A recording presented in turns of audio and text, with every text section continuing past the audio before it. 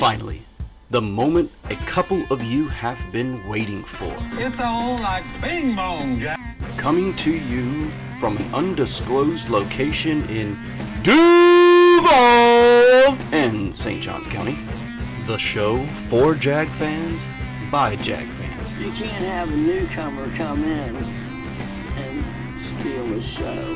Here are your hosts, Franklin and Michael how you say it? DeZoba. Welcome to the Jaggernaut Podcast.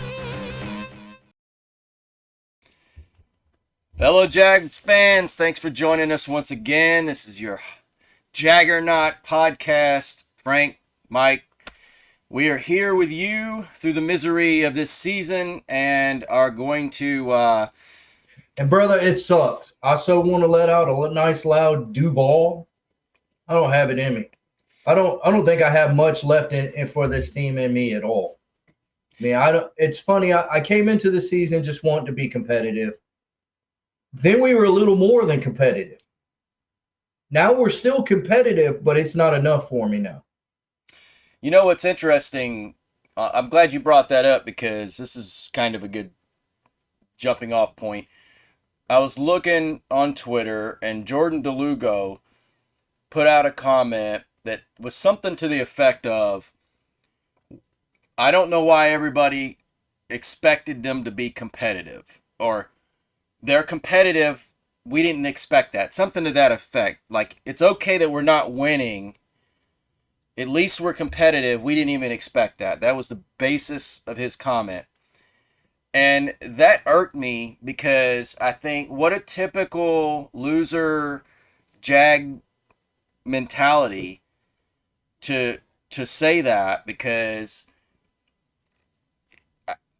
you know you got a generational quarterback prospect in his second year, a Super Bowl winning coach, all the draft picks and money spent in free agency, and you don't think that's enough to be competitive? Like, to me, that the league is set up to make teams competitive. I almost think he ought to back that statement out in some way, and anybody who's thinking that way, I don't really understand that. So Jordan DeLuga is over Generation Jag. Yeah. Right? And I think he said that this started for him. I think he's, 20 years younger than us. Not to completely give away our age. So this is all he knows, but he knows Jags. He's been dealing with it. How many times have we come out thinking we were going to be competitive and not competitive? Not even in the same realm. Yeah. You know, I mean, he could have went into the season very well thinking Duval, same old Jags. You know, none of the stuff. Yeah, but I don't quite get that from him based off of what I've heard, because I follow him. So I know some of the stuff that comes out from him. So I don't get that at all. I think he expected competitive. I think the problem it's a misstatement. I think it's a little bit of a misstatement, but I also think that it's like, I always say being a Jag fan is like being on a roller coaster. Right? And when we beat the Colts, when the Colts came here, we knew their owner hated us, that they were pissed, that they were coming here for revenge. Dude, we shut them down. Then we couldn't win on the West Coast. Then we go out on the West Coast, and we beat a good Charger team. Everybody had the Charger pegged as an up-and-coming great team. And we went out there and we stomped them. And we're thinking, we were wrong. We have this wrong. The Jags are better than we think. The Jags are better than we think. No, they're not. We were dead on. If anybody was wrong, Vegas was wrong. If anybody's wrong, it's the national media. We allowed ourselves to believe that we were better than what we are. We are not a good team. And let's talk about, I'm just going to throw this out there. Everybody understands the elephant in the room. Yeah. Right. Part and parcel. Almost anywhere from 60 to 80% of the reasons why we're not a good team is in fact due to the elephant in the room. Right? Yeah. Maybe he's using the wrong Head and Shoulders. I don't know. We'll get to that later. But there are other things going on, other things I can point to that dictate and tell us why we're not a good team besides the elephant in the room. That's the easy way out. There are other things going on. If everything was working right, I don't think it'd be that much of an. I mean, would it be an issue? Of course, it'd be an issue, but it wouldn't be that dramatic of an issue because we would still be winning. We are losing as a team. Yeah, there's no question about it. They keep saying complimentary football, complimentary football. Let me tell you, they are playing complimentary football. Yeah, they're playing complimentary losing football. Yep. Well, that's what we talked about last week because there's a pattern now, and it was continued in this last game. That is correct. Yep. Which is, and the way I phrased it with the Giants game was the Giants were finding ways to win. Now they go out, and I think that was in Seattle, and they get stomped by the Seahawks. Okay, yeah, that's football. That's the way it's going to happen. That team isn't that great of a team. That team is, they are playing above and beyond their talent at this point. We are the opposite of that, and that's what that Giants game showed. They continued their pattern of moving beyond where they are, which is to say, it didn't matter what happened in the game. They were confident. They were going to find a way to get it done, to get a win. We find the way to get it done to get the loss. That's what we've established. And so I think that's what you're alluding to. And it has been a team effort. Various ways. It doesn't matter who's stepping up on this team to provide us that situation that causes us this game. It will happen. Somebody's going to do it. It's like other teams where you get somebody that does the amazing play to turn the game into your favor, to stop the team from scoring or whatever it is that you need as a team to make sure you get that win. We're doing the opposite of that. And I like the way we're talking about it now because it's analytical. I didn't want it necessarily to turn into another bitch fest because I felt like we did that last week. And that Giants game for me was pivotal. That was what confirmed what this season is for me at this point.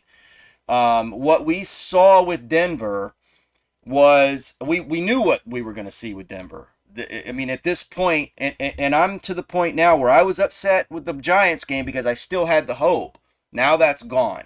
At this point, going into this game, I had nothing left. It was like, and I'm not trying to be down. I'm trying to be realistic. It's like this. We know what the team is now. We've seen the pattern over and over again. Apart from those two games, every single game has worked out this way. Where we cannot close the deal, and we won't. We'll refuse to close the deal. They will not do it. I don't know what it is. We can talk about that, why we think that might be, what that issue might be. But I think at this point, as a fan base, and it feels this way with everybody too, as you listen to the sports talk, and the Twitter feeds and the, social media stuff, what you see is everybody, I think, is moving back into what we're now in the apathetic stage where it's like, we've already got the here we go Jags again. We're starting to look at the draft. We're like, I mean, what are you going to do? We should because we're in a few weeks, we're going to be mathematically eliminated. We're not going to be able to catch Tennessee anyway. Right. Tennessee's going to stomp us. So what are we looking at? You know what we're looking at? We might actually be able to achieve this record, right? Here's a plausible record we could achieve. Yeah. In the modern NFL era, we could become the first franchise to ever have the first number one overall pick 3 years in a row. It's possible. That's what you we're in the running for. You would have never thought that. Never. That is correct. But that's what we're in the running for. Yep. So and that's what we got to look forward to. This is what Jags fans do because this is what our team gives us. They don't give us anything else. So anyway, we got the Raiders coming in here, man. What do you think about the Raiders? Well, it's a bit like the Broncos, isn't it? I mean, they're the same division. They're the same type of team. They're a team that everybody thought was going to be in the running for wild card. That whole division was supposed to be murder's row. It was the Chiefs, and everybody caught up to the Chiefs. You know, the Chargers, the Raid, all the moves that were made in the offseason. And so the Broncos the same way. Underachievers, and so the Raiders lost what, 24-0? Okay, what now? That's an aberration. They've been here. Okay, here's something. Up until that game, okay, they were in all the games too. Yeah, but not good. They are us, right? Yeah, Josh McDaniels is not a good coach. And see, that's what hurts me the most is I'm going in knowing we're going to lose to the Raiders. And it hurts me because it's Josh McDaniels. I don't like him. I don't think he's a good coach at all. Dude, go back to New England. Go back to Patricia. You, Belichick, and Patricia could just live there for the rest of your lives. None of his coaches have done well, which is weird. No, none of them. That's the Parcells tree, though. Like they're Coughlin's from that same continuing? Tree. Coughlin is from that same tree. But anyway, I digress. You know what I would do if I'm the Raiders? Raiders, I'm going to give you the key to beating us. We don't change our defense. So you're going to get plenty of looks one-on-one on our right side to Trey Herndon. Right? He's going to be our cornerback. Yeah. Every time you see him, Adams on him, one-on-one, just throw it to him. Just throw it to him. Throw it long and throw it to him. What's the chances they put Tyson Campbell on Adams the whole game? None. They're not going to move him. They're not going to move him. Yeah. And so they'll move Adams over to Herndon's side and just. Yep. And that's what I would do, because I don't know if you saw this pattern, but it doesn't matter who we put out there. Right? Shaq Griffin got burnt by the Colts, right? Then he got hurt, and then we put Herndon out there. Herndon got beat by what? The Giants, who don't have a very good receiver. And then he got beat by Camlin, right? In the Denver game. It's the same effing play. Same play. And we have it 3 games, and we haven't figured out how to stop it yet. Why? Because our defensive coordinator, he's not good. He's not good. I mean, maybe he is, and we just don't have the right personnel. But if you need special pieces, you're not a good defensive coordinator. What bothers me the most is it's very clear the issues that we have, and they shouldn't have been these issues in my mind. The secondary I did worry about going into this, but I worried about it in terms of our safety play. Rayshon Jenkins has played well.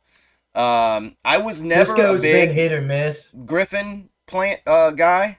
I always did sort of wonder about that, but I thought the fact that we brought Williams in helped. You know, you got 3 good corners. I mean, if you're Griffin, who's this high-priced free agent, is your 3rd best option, I thought, well, that's not too bad. And then we have this amazing, on paper, linebacking core. Those guys don't know what they're doing. Like, and I don't know if it'll take a year to figure it out, but they're not they're out of position a lot. The teams are dropping every play in the middle. These short passes, these crossing routes, everywhere the linebacker should be, they are not. You know, they're not there. They're just a step behind. They're out of alignment. And the times when the running game has worked against us, most of the time it's not the defensive line. It's usually a linebacker. We get 2 linebackers in the middle, and we'll see them both go one direction, and the running back comes out the other side. I've seen that multiple times. I'm not sure why they keep doing that. There's just something going on with the linebacking scheme. I mentioned this before. Maybe they're being asked to do too much. I'm not sure what's going on. But yeah, and sometimes they look good, like the defense in total looks good. But you can rest assured that come the 4th quarter, they will be absolutely absent. Like, they will make no plays. That has been consistent the whole time, unless we come out and absolutely blow the doors off this team. And it must have been the Colts and the Chargers who were the issue, because we don't have this in us. Our defense will fail, and we will allow, so whatever, they scored no points last week, they will score plenty this week. No question about it. Josh Jacobs, I mean, he may have like 200 yards on us. And I think, anyway, whatever. So, yeah, I think they're going to come in here, and I think they're going to beat the brakes off of us. Yeah, I'm sure it's going to be close. I mean, they'll win by a touchdown. It'll be close. Yeah, and then people will be like, "Oh, you're not that bad." Right, we're not bad. We're okay, and the ball just didn't bounce our way this week. That's like exactly it hasn't right. bounced our way each week, and it will look at somebody else. There's always somebody, and it's a rotation of people who make the bad play that you can point at. I mean, maybe they get it turned around. I'm not that negative about it at this point. Like I said, I'm apathetic. Why would you think that? Like, why would you think that? Why could they turn it around? Yeah, I mean, why would you think that? Oh, why would you think, say this, say it's 3rd and 5 and Josh Allen crashes down and lets Carr run for the first down like he did Russell Wilson? Like why would you figure that wouldn't work?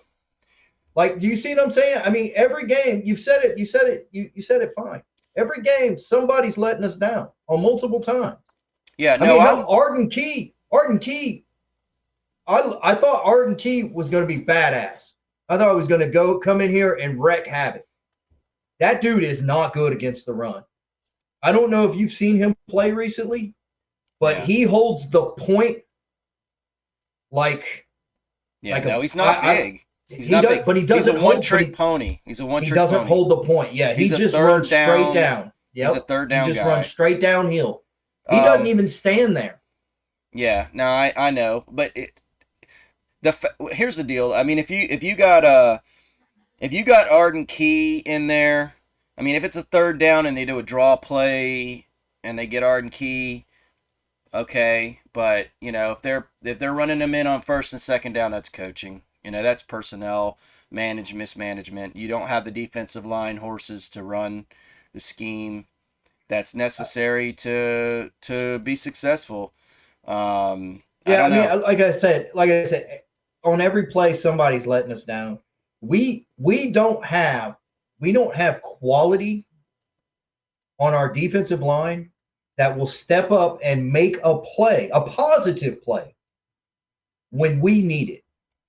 We have the exact opposite. We have guys that constantly mess up and make mistakes. They make the wrong keys.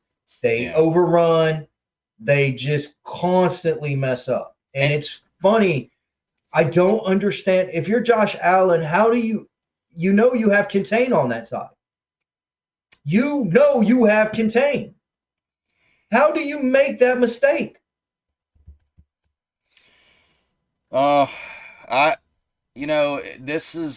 It's interesting too, because for me, it kind of goes to coaching. I mean, and that's what I'm getting back to, man. Our defensive coordinator, I'm not. But here's the deal: it's on offense too. I agree. Here's what I'm getting.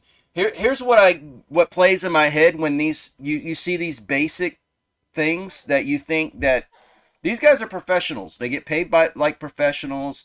They were the chaff was weeded out, and these are the guys, that are left shining at the end of training camp and everything they've gone to get to this point. These are the professionals. You think they know this stuff. I know there's differences in schemes and things like that, and you got to take that into consideration sometimes. But yeah, some of the basic stuff's not being done.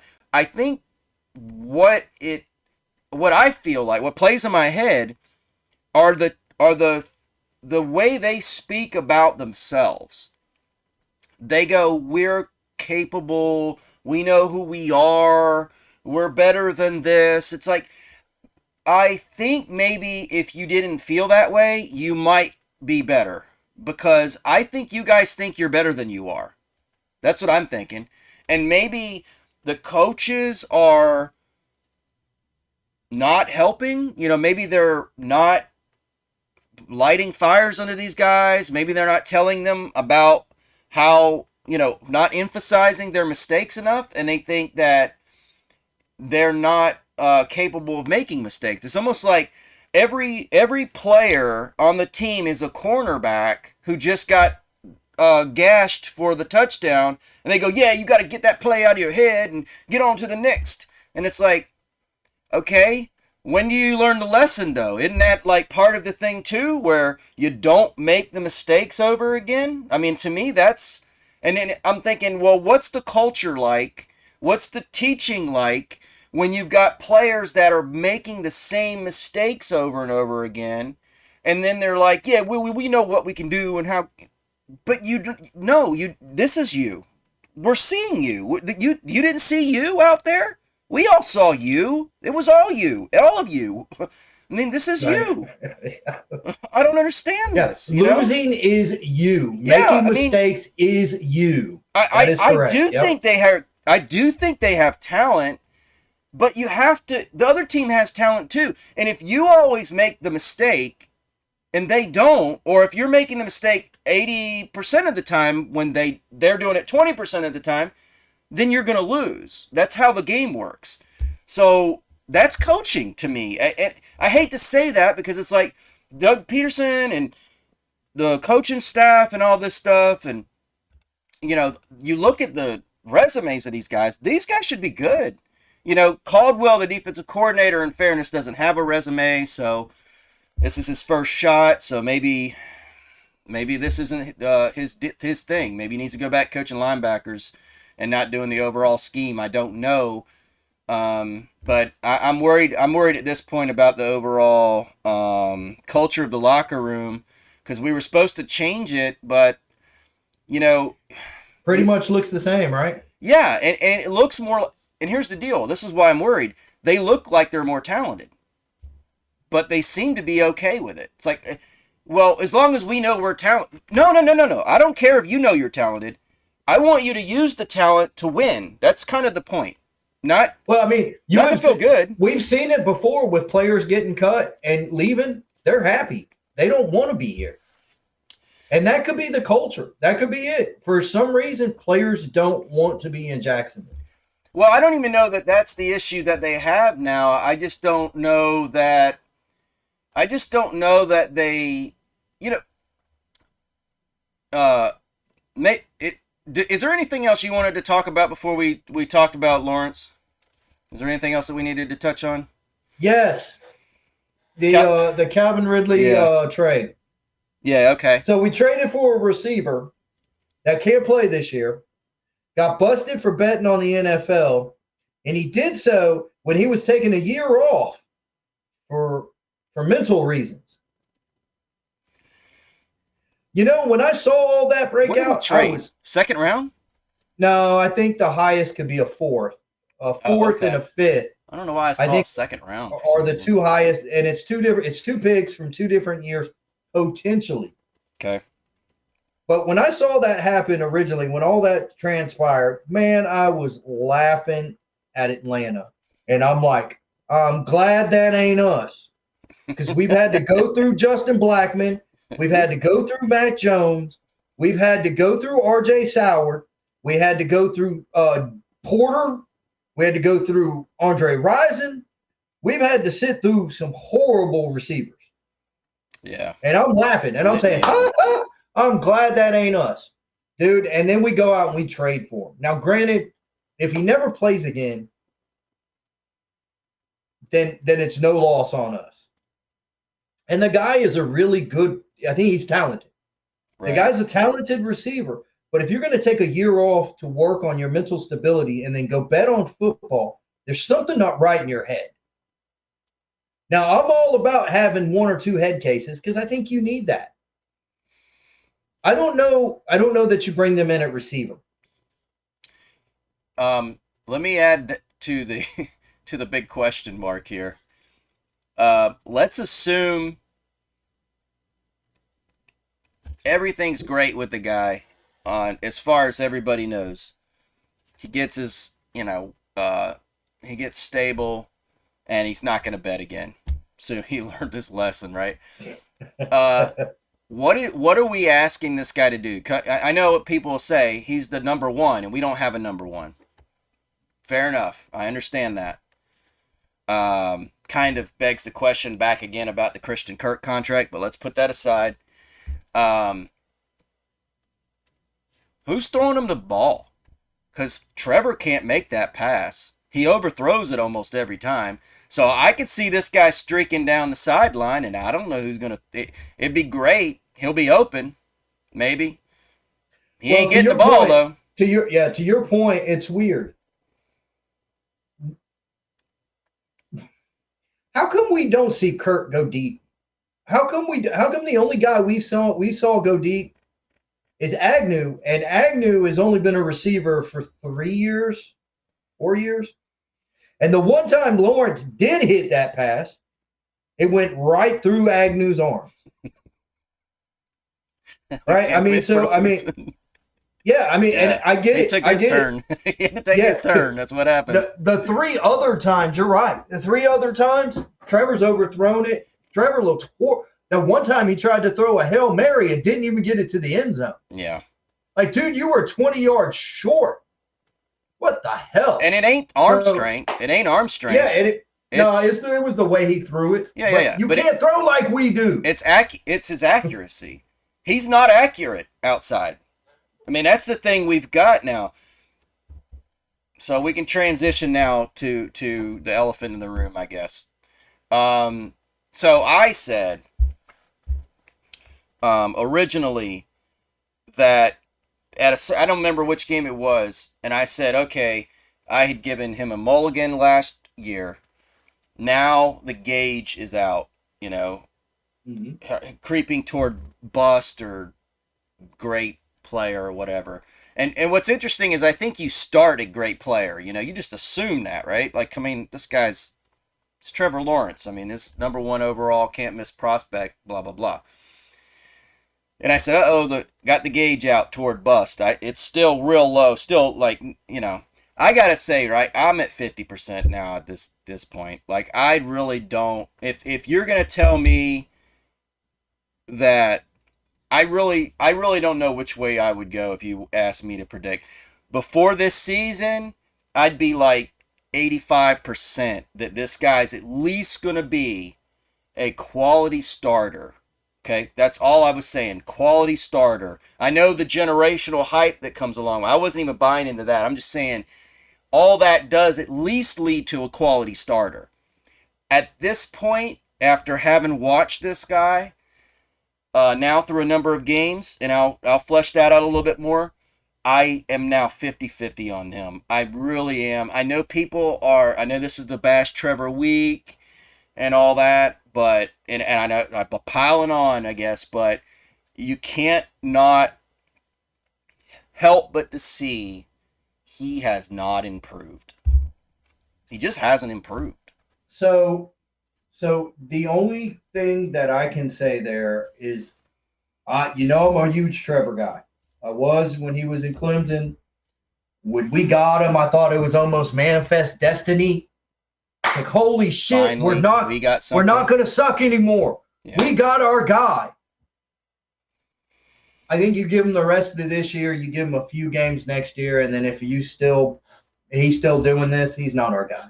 Well, yeah, that's no question. I mean, there's no question. To me, I don't ever bench him. You may call for him to be benched, but I don't bench him until probably 3 games into next year. I'm not calling for anything. No. Play him. So here's what I think. I think that he plays very up and down. I've said before that when he starts the game, he's often started high.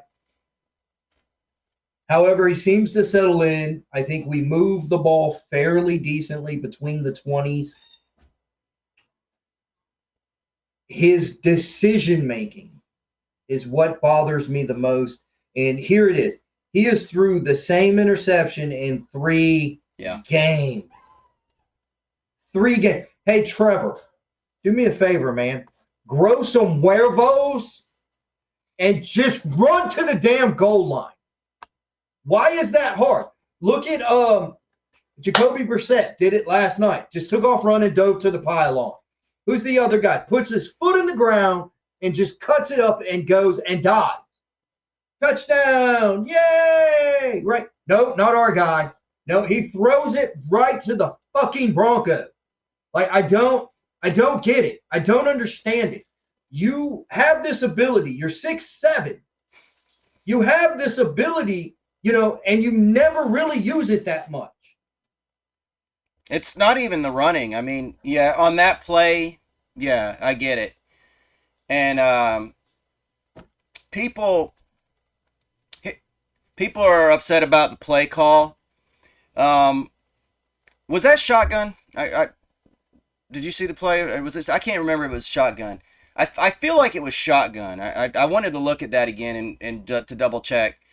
The only issue I've got with that play call is it was on first down. I would have preferred second down. If you're going to pull the bootleg and kind of look for I want you to at least try on first down the run and then look like you're running again, which means don't be in shotgun.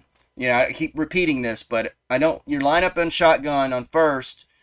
At the goal line, you're showing pass by quarterback position, and I know they run a lot, so that limits it a little bit. Their tendency is to run sometimes out of shotgun. But regardless, whatever, I don't mind that play. The philosophy of that play is great. I have no problem with it. You bootleg the quarterback out because exactly what you said. Quarterback gets the option to look at the field. He's not under pressure. He's not being able to be blindsided by pass rush that somehow got through. He's on his feet. He's moving. He can pick up the touchdown by running if it's there. He can throw it if it's there. He can throw it away if it's not there. And that is what everybody's going, how did you not know how that play works? And that is a giant neon sun glowing exclamation point of a problem to me. And if you remember back when he was drafted, there was a story, I think it was ESPN, did this story about his passion for the game or whatever. I dismissed that. Most people dismiss that. Generational pick. You got to find something. This guy was squeaky clean, Got to find something to some complexity to some the negative. guy. You got to find a negative. Yeah, so that's what I said. No big deal. Okay, but then, last year, one of the things that was said about Trevor, because his season was horrible, statistically horrible, but I gave the mulligan for sure. Everybody saw him at the podium dealing with the dysfunction as if it was not even there. And you go, oh, maturity. There's a maturity there. When you come to the podium now and you say, that's a bad pass, but, it's okay decision, or however you phrased it, that's a big problem for me. Because what that means, there's two different ways to look at Trevor Lawrence. And I was always in the one camp, which is he's cool under fire camp. Like, cool customer. This is who you want. You want to go into battle with a guy who's not going to get rattled. And we saw that last year. All the dysfunction around him, he wasn't rattled. But that ESPN, if it was ESPN, that article now is coming back to me. I don't know if he's cool under fire. I think he's aloof. He might just be a guy who's kind of a space cadet in a way. Like, he may never take that type of coaching. His whole life, if you think about it, he's talented. You can see it. He exemplifies our team right now. We are Trevor Lawrence. The team is acting like Trevor Lawrence. Super immensely talented. This guy has succeeded all through his career on his gifts. God-given gifts. Now he has to put in some effort, and I don't know if he's ever done it before. Because you think about Michael Jordan, he got cut from his JV team. And he's always acting like, he's challenged by the world. Tom Brady's this way, making up, everybody's against us. Nobody's against you, Tom. This mentality. Well, Trevor's like, against him. Trevor's looking at the sky and watching birds. I mean, this is now what I'm thinking about Trevor. I'm not saying this is an accurate, I'm just giving you how my take at this point. I'm worried now we've got a little bit, he's not cool under fire. He's just aloof. And I don't think that type of personality is ever going to take you anywhere. And if that's who we've got now, again, I'm 50-50, and that's why I'm saying it. I had somebody challenged me on Twitter because they said, you can't see that Trevor's improved? The statistical improvement that we've seen from Trevor indicates something great. Everything around Trevor has improved. His statistics are going to improve just based on that. Eye test tells you whether he as a player has improved. If it isn't someone on the team, it's him making decisions like he's still a rookie. That sort of stuff can't happen now. I mean, in the same season, you cannot do that. That speaks to something more of a problem to me. That's my fear. I think, and that's why I'm like, oh no, now I am not sure this guy will. I'm not talking about generational. I'm not talking about upper tier quarterback, Mahomes, I'm not even talking about, forget that crap. I'm talking about whether this guy will ever be serviceable at this point. That's literally where I am. I don't know if this guy will ever turn into a serviceable quarterback. And it could just be that we're used to things and the way that the league is prepared the quarterbacks, and they've succeeded pretty well, not like what they used to. The game's changed. They made it easy for them. And so we saw quarterbacks succeed, and maybe something's changed to adjust, and maybe now quarterbacks are dealing with some stuff maybe we don't quite understand. I don't know. I don't know how complex it is or anything like that. I just know at this point I'm really worried we've got an aloof guy. I don't know that it matters, I guess is what I'm saying.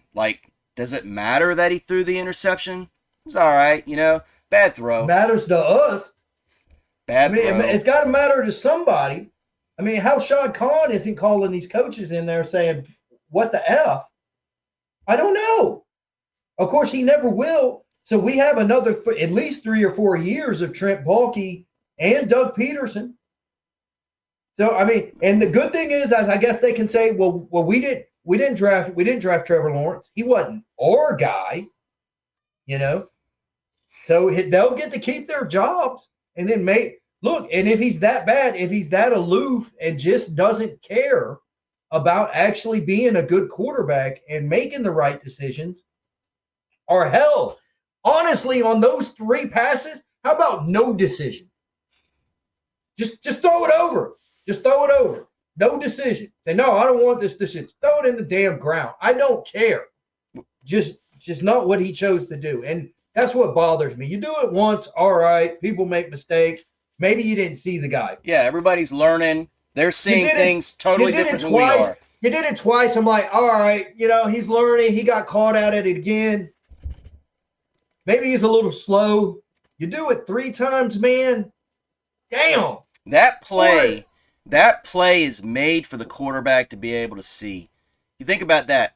You're not looking at one side of the field. You're not even looking at the whole half of the field. You're almost looking at a third of the field. Yeah, it's not difficult. I mean, I know it's difficult for me to do. I'm not saying it's me. I'm comparing him to any other quarterback in his position that's supposed to be a professional. They roll you out. All you have to do is see if someone's open, or if you can run, or you throw it away. You have 3 options. It's set up beautifully for you. Nobody says a word if you throw. The guy's thrown it over people's heads before when he's trying to actually. And this is the thing that's bothering me too. He's inaccurate. He's just inaccurate. So not only is he making bad decisions, he's inaccurate. And that's the other thing. It's like, why is he inaccurate? Is that going to change? Like, does he have that fire within him? What's he doing to improve? Has his accuracy improved from last year?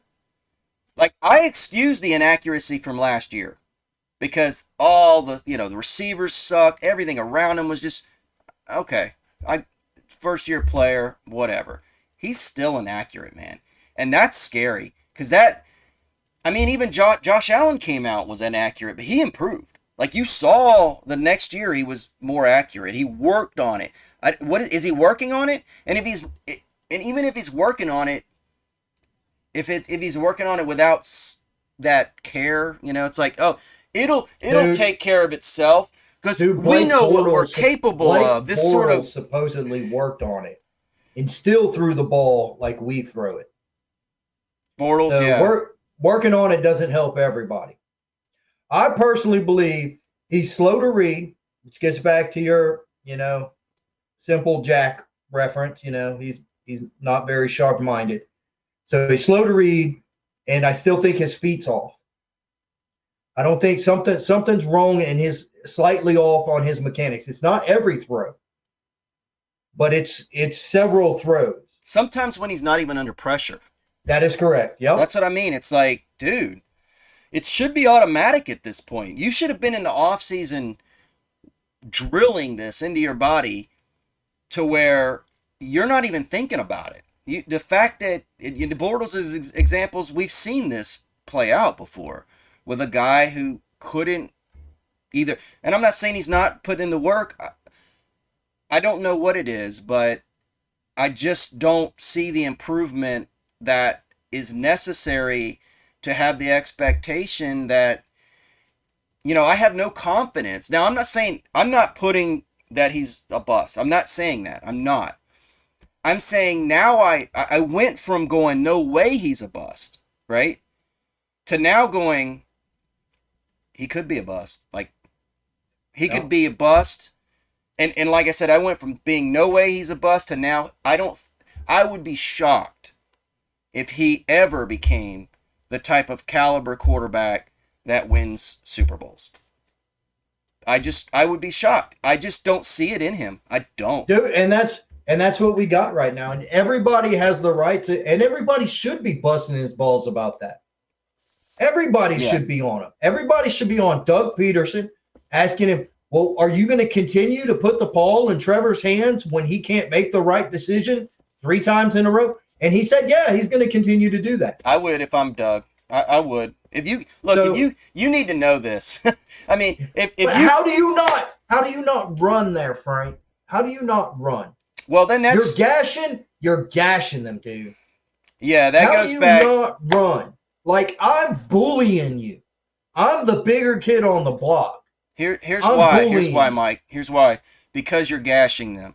Sometimes everybody says this where it's like, oh, you're doing this well, keep doing it. And trust me, I get it. I understand that, and that's it's very fair. But there's a balance to that too. The reason why one of the benefits to running the ball well is that you can then pass off of that. That's why I talk about shotgun a lot, because if you're going to run the ball well, I would like you to not be in shotgun so much, because you look like you're running. And the defense has to respect that now. And that allows this additional separation, this additional step that apparently our receivers need. And so on the goal line, I have no problem with pulling out something like that, as long as your quarterback knows not to throw it to the other team. That's it. You have 3 downs, 4 with Doug Peterson. He threw it away just because I don't know what he was doing, 5, there were 5 people there. 5 people. The odds of you getting that pass are insanely remote. How could a professional see that? Forget that he didn't see Simmons. Okay, maybe he didn't see Simmons drifting up underneath. It's a big guy. I don't know how you missed him, but there were 4 other people there. For 3 guys, they were blanketed. There was nothing there. Who were you even throwing it to? That's the thing that's weird. It's like a bad throw. Where was the good throw? Where would you have put that ball to make that a good throw? Marvin Jones was open in the back of the end zone. Yeah, I saw that, but okay. Then how did the linebacker up front catch the ball? Oh, no. I mean, there was distance. Like I saw. It was that bad of a throw. Like I saw what his brain was thinking. But no way in hell do I make that throw. Because Marvin Jones would basically have to jump just like this guy would have to jump.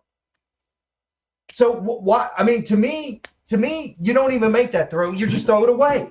I don't make that throw. He threw a bullet though, like it was.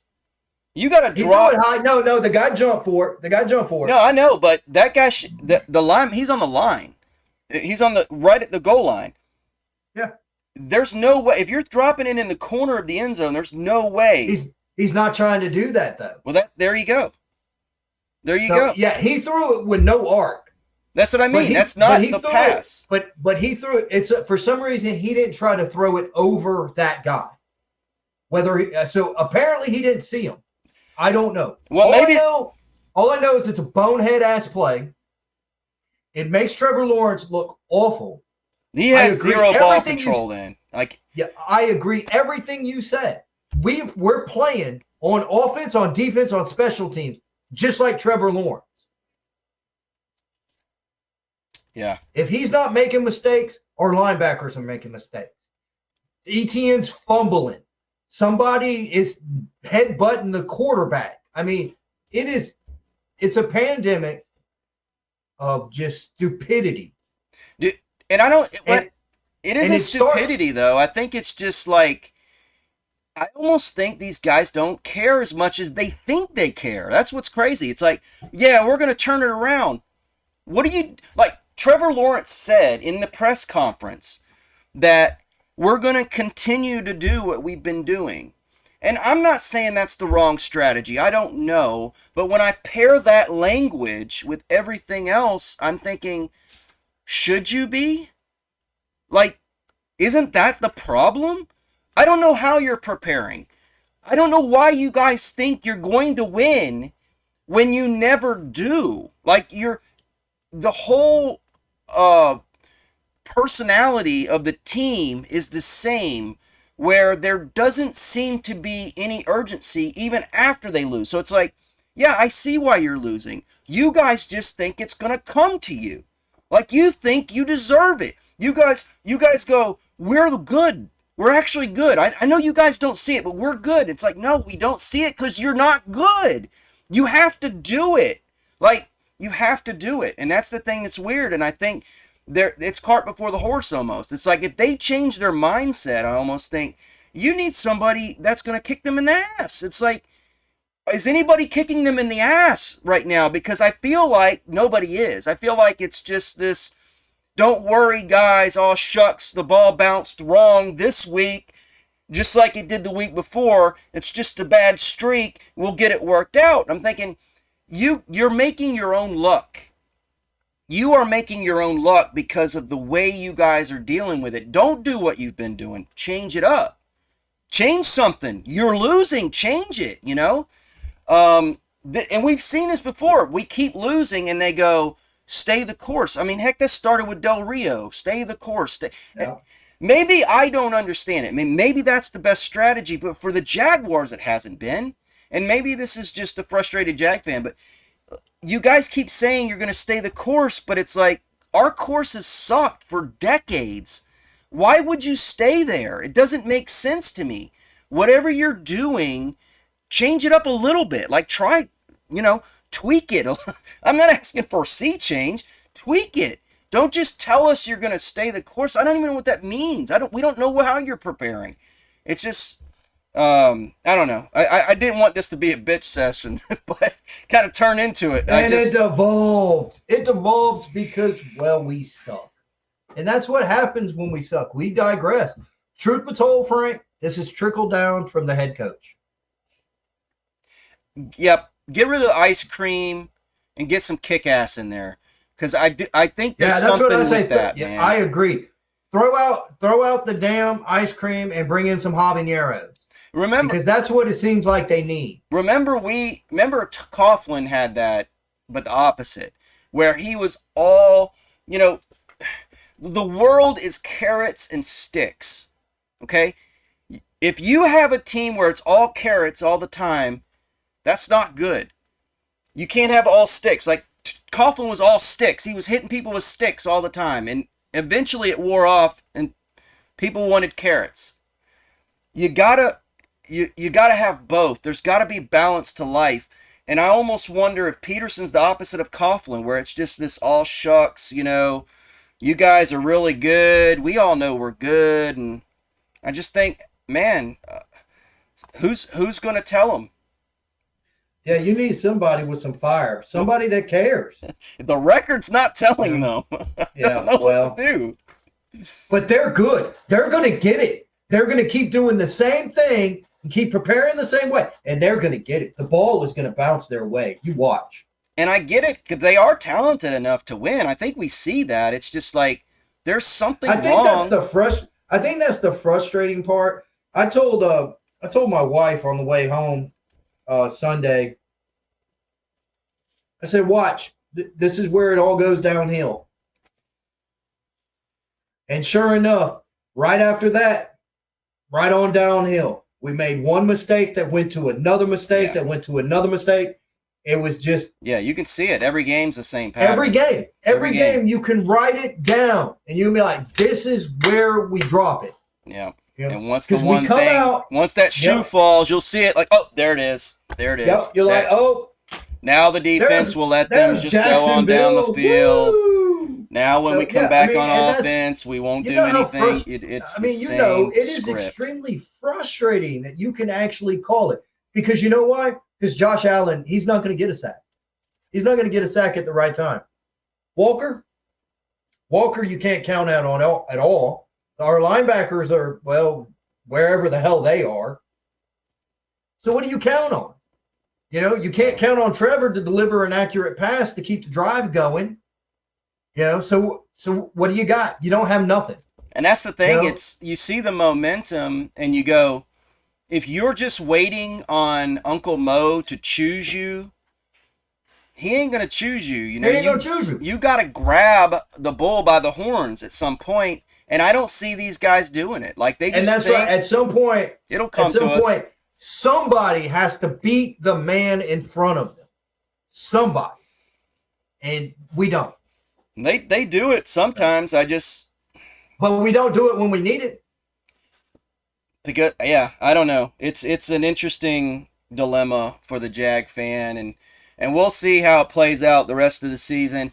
If we beat the Raiders, then here's the thing. At this point, even if we beat the Raiders, like I'm sure we're gonna win more games. Like I don't think we're never gonna win any more games this season, but I have no what's our record gonna be? 4 or 5 wins?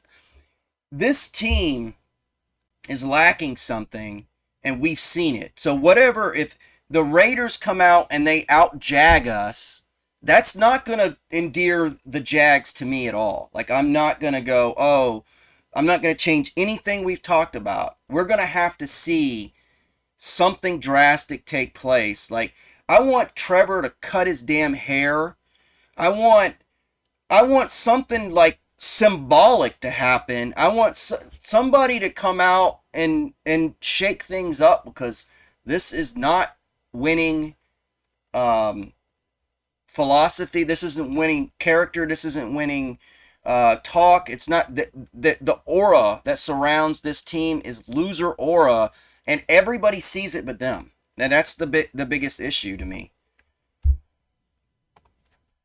Yeah, I agree. Well, this went longer than I expected. Yeah, I'm jagged out. They don't deserve us to talk about them anymore. Yeah. All right. Well, tell us what you think. Drop us a like, drop us a comment, subscribe. Hopefully, this was cathartic to whoever may have watched. If the Jags fans out there, or hell, just somebody passing by that watches this, if you could tell us what's wrong, challenge us too. If we're wrong. Why in the course of 20 years we have never been able to get anything going except for one year out of every 7? Please let us know, because we don't know.